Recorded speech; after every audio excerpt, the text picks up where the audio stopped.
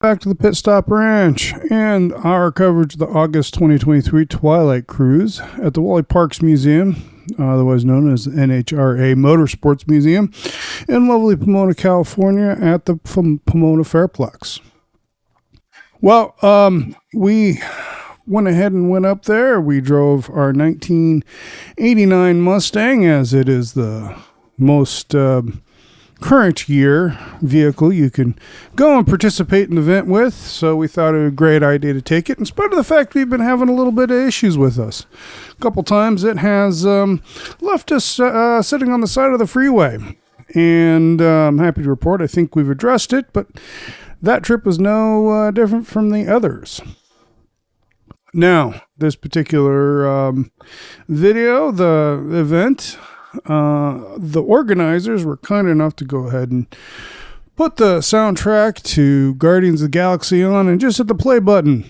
So instead of hearing the insightful commentary and pleasant, smooth voice of Remy, otherwise known as 5.0 Flathead on Instagram, you get stuck listening to me drone on and occasionally insert a little bit of music. Compared to our lovely set of wheels, there are some absolutely gorgeous cars that, of course, participate. There's a wide range. We have everything from these absolutely gorgeous cars it appears as though they mostly get, they were built to go racing, but mostly end up going to car shows. I do love that F-body generation. To ones that, wow, I mean, I think the bottom of the barrel is our own Pale Horse, but we also had there are a few other under construction, as well as patinaed and even a rat rod. So don't think that just because you don't have a totally polished up piece of eye candy, you can't participate in these sorts of events. There's absolutely no reason why you don't get into your favorite crap box, roll up, and have a good time. Just remember your lawn chair and a cooler of your favorite beverage, and enough to share. That said, take a kid and share the love of these classic cars with them. Get them excited. And I know the kids these days maybe see these as crusty, musty, moldy oldies, but you never know. It'll spark passion so that someone will be around to buy my collection when I get too old to enjoy them and I need a little bit of money to cover healthcare expenses. Because after all, this hobby is probably going to be what ultimately kills me. Now, we have a trio of gorgeous, for lack of a better description, first generation Chevelle, Malibu. We got the B-body on the one side, and we got the Chevelle on the other. Now, something about these bump side Ford pickup trucks, F100s, etc. That are very cool, and I'm glad to see people really starting to appreciate them and fix them up. You know, as a kid, they were just pretty much just beat and haggard. Whereas, of course, Apaches, even from the time of my youth, they're already getting hot rodded and fixed up, which I'm grateful for, because that saved quite a few of them from an inglorious fate, where now there's something we can really enjoy and pass around with each other and share. Now, this is a really pretty example. I like the two-tone. I like both colors, especially in combination. Very sharp. I believe here we got a nice 32. My mistake. 32 3-window. No, 34. I'm 33, 34. I'm sorry. I was right the first time. 67 Camaro with a really pretty interior. Aftermarket, obviously. Murdered out. And then we got a 65 Mustang with a... looks like more of an original interior. It's just in really good shape. Really nice. I like how he put original in quotes. It says 64. So Might even be. 32, 3 window. Awesome. Approved. We got a nice cabriolet with a rumble seat. 33, 34, 34. It says on the plate. A Jaguar E-Type. These are some of the sexiest cars ever to be made. And it's very neat to see the stock drivetrain in it. I know it's more fiddly, and a small block Chevy is a more easy to operate and better, more power for the same weight. But it's kind of cool having the original drivetrain in that. A nice little MG.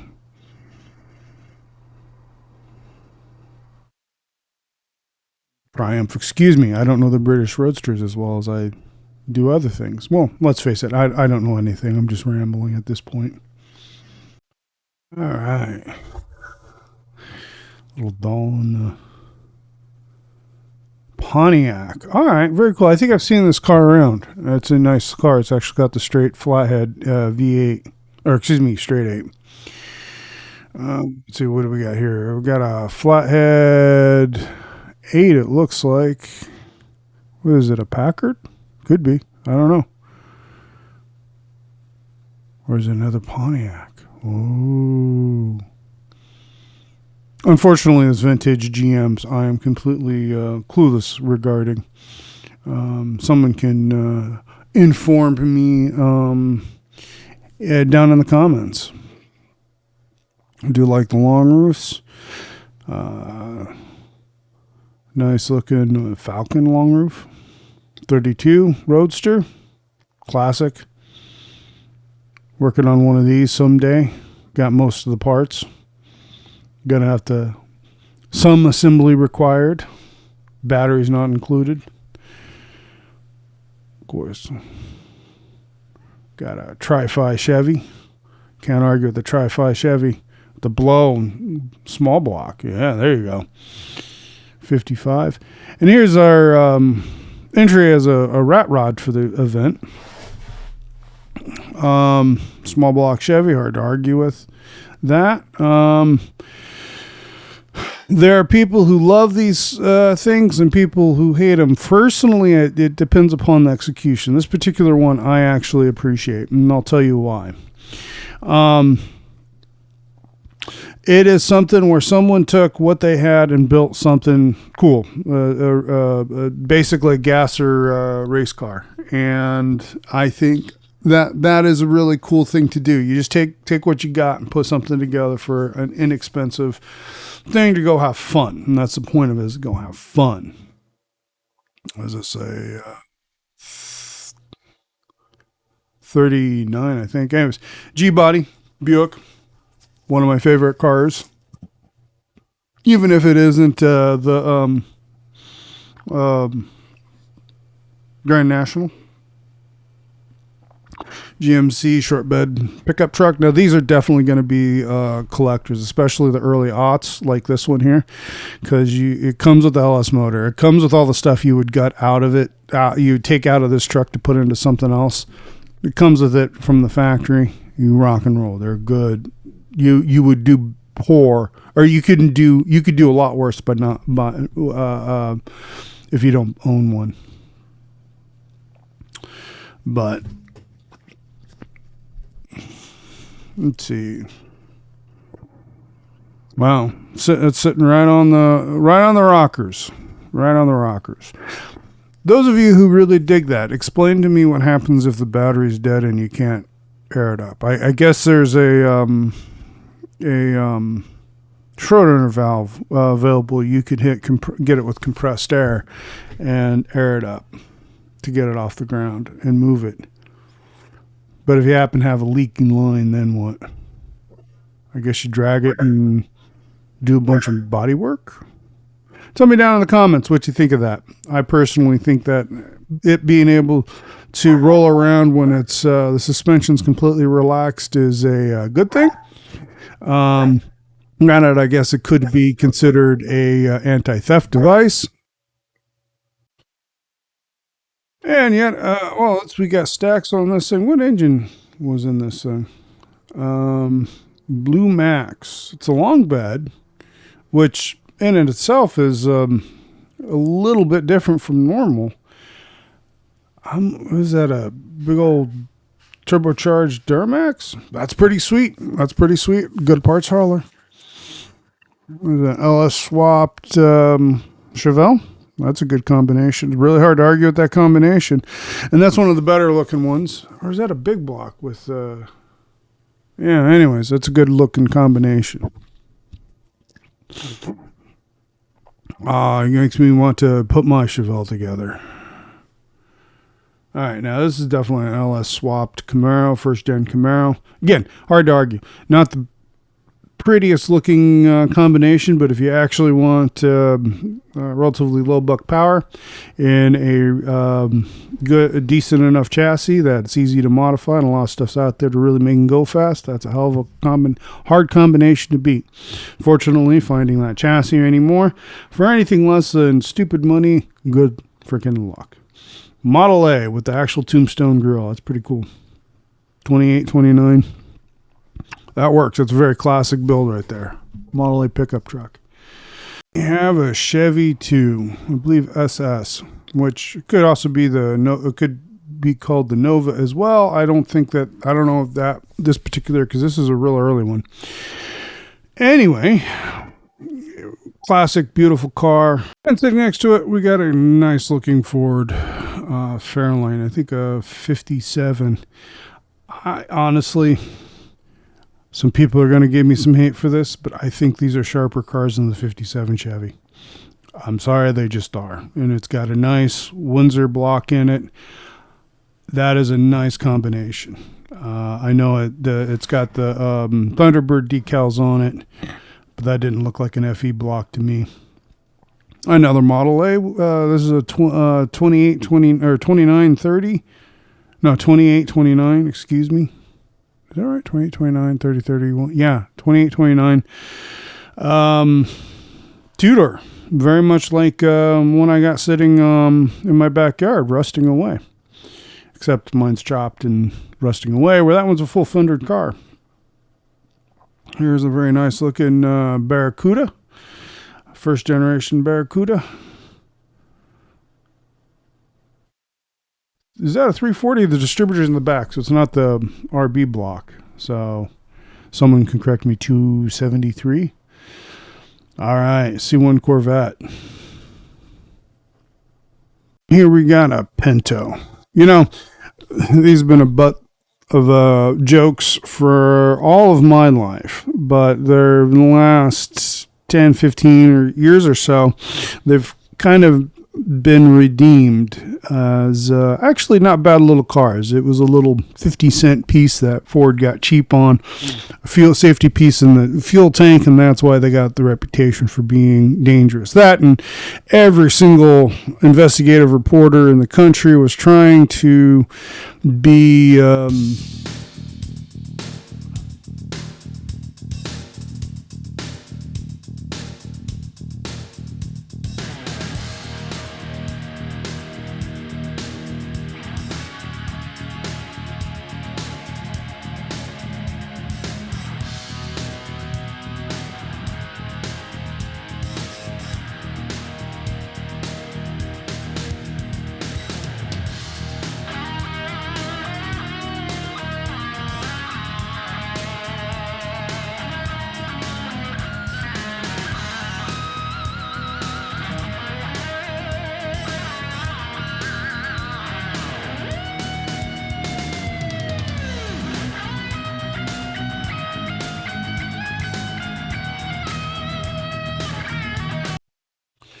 do like those cars, very sexy.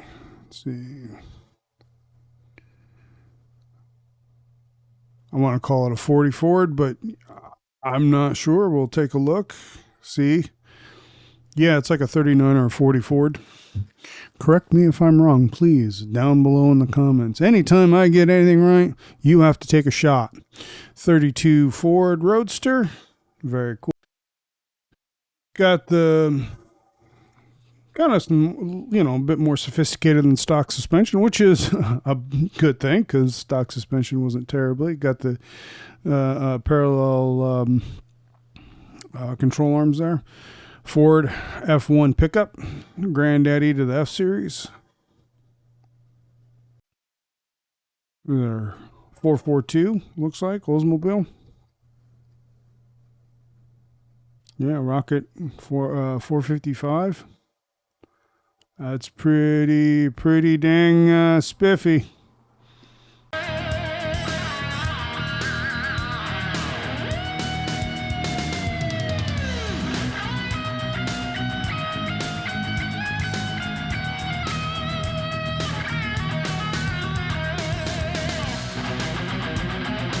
Chevrolet. Looks like it's a Survivor because that paint looks original. It's in okay shape, but not perfect. Same with the interior. It looks like it's actually a pretty nice Survivor. Pretty nice car. It's pretty cool. I wonder if it's got the 348 or the 409. That would be pretty sweet if it had the 409. But I would expect if it had the 409, it'd have the 409 badge. So it's probably got the 348 in it. There we go. Got the push bar in the back, so it's set up as a Lakester. 32 Ford. Very cool. Yeah, it's set up as a Lakester. 32 Ford Roadster. Very nice. All right. Look at this Bonneville Pontiac. Look at that paint job. That is striking, and I think it's very cool that they've really incorporated the body lines and everything. It's a sharp. I don't know. I dig it. Share your opinion down below. Go ahead and tell me I don't have any taste. I dare you. Little Model T, little T bucket. I believe this one was at the LA Roadster show. I do recognize that. Nice little VW Beetle. It breaks my heart knowing that so many of those have just gone by the wayside or got exported or got cut up for scrap. Yeah, it just bothers me. Now, this guy here was definitely at the LA Roadster show because I ogled and ooled and drooled all over this blown 351 Cleveland bored out to 409. Bored and stroked out to 409. He had to stretch it 9 inches to fit that blower in there. And I don't think that the proportions hurt it. I don't think it hurts it any. But that is a pretty sweet car. And the additional wheelbase is probably a really good idea with the combination. It's as exciting as that one for certain is. I am willing to bet, and it's loud. I mean, look, it's got the ultimate safety device. Tri-Fi Chevy looks like with a 55. It's got the fuel door in the back, so I believe that was a 55, or it might have been a 56 blown LS motor in it. I bet that thing's super sketch. 57 Chevy Nomad. It's funny, everyone talks about how rare the Nomads are, yet every single car show I ever go to, there's always at least one Nomad. Now, that said, I dig the hell out of them. They must have done a pretty good job of preserving them, at least in Southern California. Here's that C1 Corvette, 58, according to the sign, the license plate. Oh, got a LS2 in it. Very nice. I bet that thing is a hoot to drive. Hopefully, it looks like it's got the upgraded brakes to go with it. 69 Camaro. Very cool.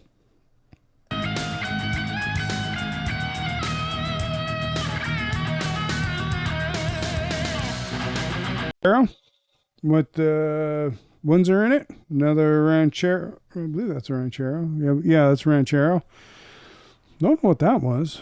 C10 short bed. Approved. 71 or 2. Let's see. Little Chevy 2 Nova. I keep wanting to call those AMC Ramblers, but they're not. Lincoln Continental convertible on bags. Yet another air-cooled VW. When I was a kid, if you wanted to learn how to work on cars, that was what you got, because though it was missing a cooling system or missing a water cooling system, it was a good one to go with. But then again, for $1,500, you can get a Mustang basically in that condition there. Barracuda is taken off. There's another, straight six. Yeah, it's straight six Mustang. Very cool. Let's see, we got ourselves a 67 Camaro. Very nice. That's very cool. I think those are my favorite. We got an Apache 57 looks like. 56 Chevy, I think. Correct me if I'm wrong. Cougar. The Gentleman's Mustang. 69 Fastback. Very sweet.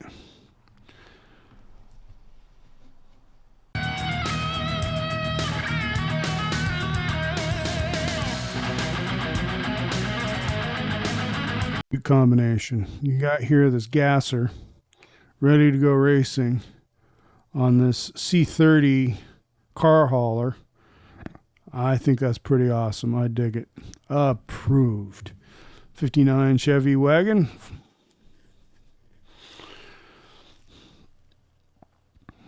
I would love to have something, especially if I actually had a family other than a German Shepherd. I think a classic wagon like that would be a really sweet family hauler to go. You know, especially a two-door like that. That's pretty awesome. 40s Chevy. Yeah, this is like a 49 Chevy. Very nice. Very cool, fun. Was a 62 or 3 F100. Here's a 50. It's like a 50. Yeah, it's a 56 Ford F100 with a Windsor motor in it. Really nice combination. Hard to go wrong with that. And I like how every single one of these trucks like this have that flip forward hood to because the stock hinges are just garbage, and we got a couple of them, and it's just crap. So flathead Ford, nice. We got a shoebox Ford here. I take it. It's like one of the ones that we have seen around. Always appreciate it. Always enjoy seeing these cars. I think that's like a deluxe or something, Victoria.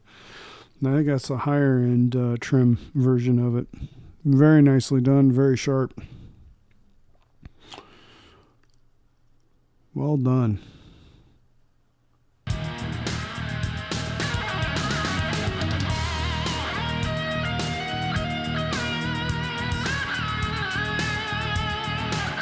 Favorites is, of course, the SoCal Roadster, and that we have a that front end. In fact, I think it's their front end, and it's hidden in those drums is a set of disc brakes, which I don't know. I think it works pretty good. It's pretty clever.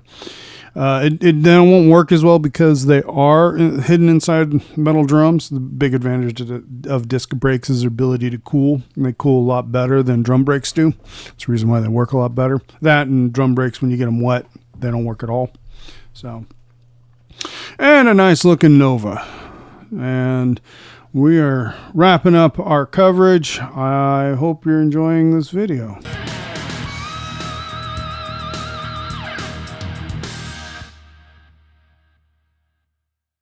Well, I hope you enjoyed this special coverage of this fun monthly event, at least during the summertime, and checking all these fun cars with us. Hopefully we get our Pale Horse started up and heading the right direction home without any more challenges or thrills. And until next time, we will be seeing you If you enjoyed this, please hit the like button. If you haven't done so already, please subscribe. And until next time, have a hot rod-tastic day.